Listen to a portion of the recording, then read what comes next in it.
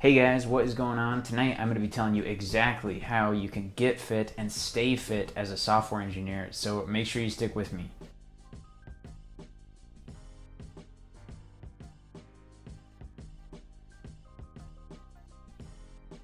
Okay guys, so tonight I am going to be giving you my top 5 tips for how you can get fit if you're a software engineer and how you can stay fit too.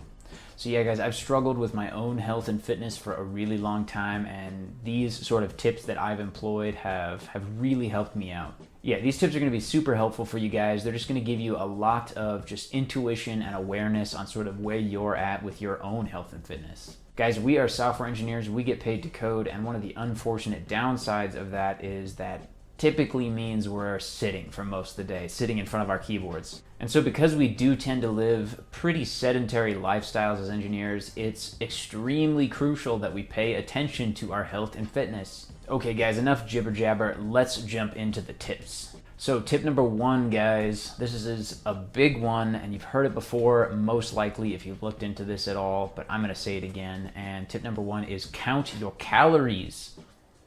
You need to count your calories if you're just getting started. What? Your calories? Is this 1998?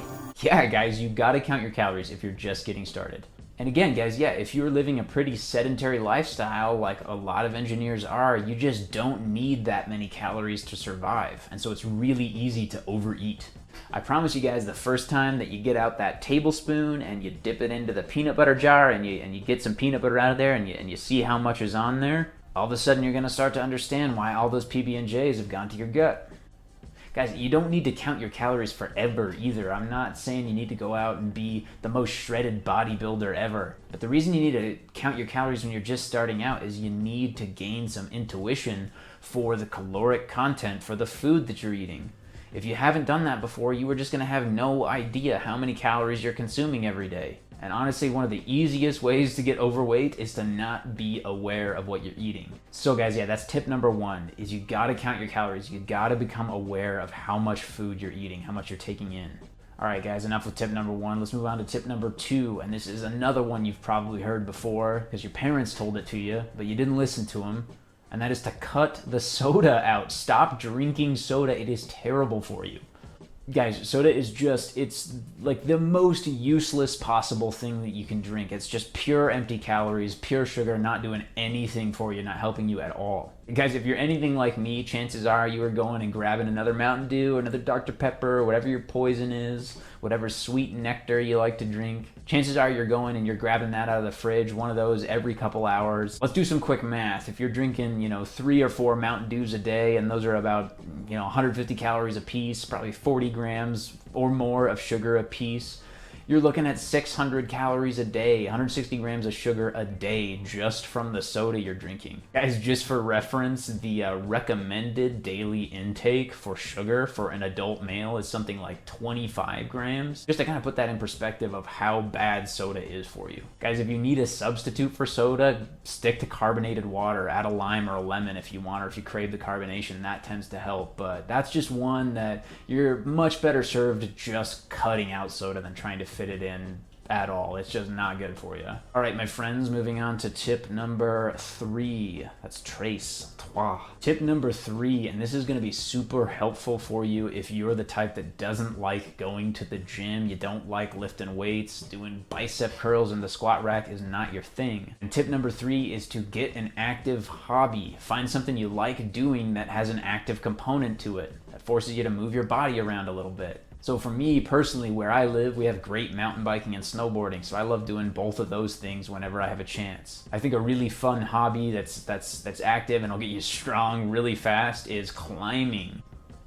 Climbing is a great one for engineers. Like myself and my other software engineer friends, we all tend to really like climbing, and I think that's because climbing, much like software engineering, is about solving problems. That's really what you're doing if you go climb. You're trying to solve the problem that's in front of you on the wall. What sequence of moves can you do to make it up the wall? So yeah, guys, it's really just about picking a hobby, that's something that's fun for you to do, that you don't even really realize you're exercising, but is active and is just going to help you maintain a more healthy lifestyle. Not to mention them forearms. Yeah, guys, so that's tip number 3, is to get an active hobby. All right, guys, my 4th tip, and this is one where I'm just gonna have to be really honest with you.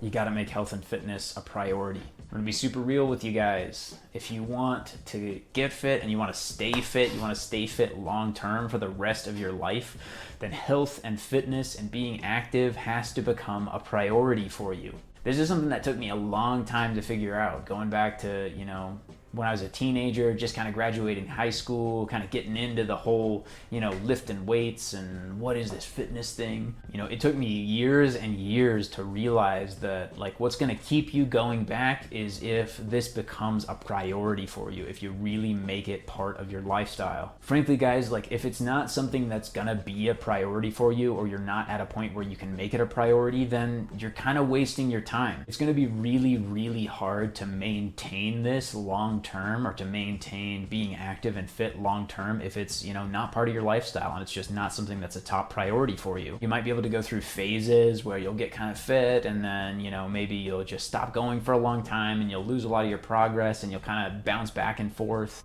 And I mean, that's okay. Surely it's better to do some exercise than nothing, but one of the really big keys for making it something that you can stick with is making it a priority for you. Every day being active and being healthy should be a top priority for you. Yeah, guys, so that's tip number 4, is the sooner you can make health and fitness a priority in your life, the easier it's going to be for it to be something that you really stick with. My last tip of the evening is to educate yourself. You gotta educate yourself on this topic. Guys, we are engineers. Part of our job is to constantly be learning. We have to constantly be learning to keep up with the rapid pace of technology. So what I'm trying to say, guys, is we are no strangers to educating ourselves. And one of the best things you can do for your health and fitness is to educate yourself on the subject. Educate yourself on nutrition and exercise.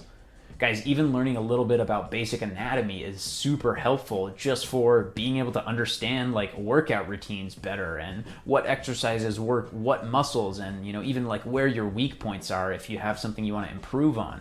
There's definitely something to be said about the empowering factor of educating yourself on the subject. If you know what you're up against, and you know what you don't know, and you know what you do know, then you're in a place to really take control of your own health and fitness. Yeah, and guys, what I've found is the more I've just learned about the subject, about exercise and nutrition, the more I've just been able to apply a lot of those things I've learned to my own life. All right, my friends, that's about it for this evening. Those were my top 5 tips.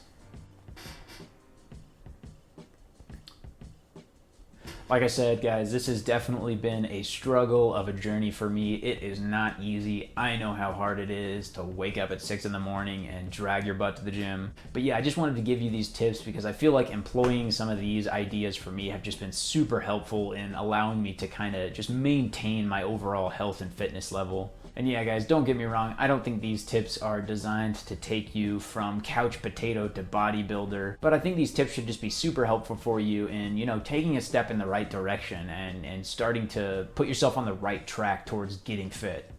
Yeah, guys, just let me know what your thoughts were on this video. I am super passionate about this subject. I think it's just really fascinating, everything from exercise to anatomy and nutrition and how all of that factors into a healthy lifestyle. So yeah, let me know what you think. Leave me a comment. If you want to see more on this kind of subject, I would definitely love to do it. So just let me know. Guys, on your way out, be sure to hit subscribe, and I will see you cats next time.